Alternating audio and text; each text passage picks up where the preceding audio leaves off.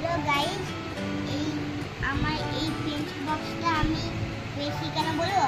কেন কি আমি যে হাফ ইয়ারলি এক্সামে সেকেন্ড লিস্টার জন্য তাই জন্য এই পেন্সিল বক্সটা আমি পেয়েছি।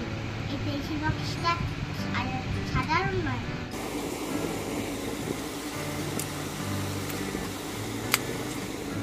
এখান থেকে এইটা বেরোয়, ক্যাচি বেরোয়। তারপর একটা হচ্ছে কি আমার এখানে অনেক, এখানে মনে হয় তোমরা কোনো কাগজ রাখতে পারবে। আর একটা হচ্ছে কি এখানে আর একটা ফুটে আসছে, কি হলো সিক্রেট।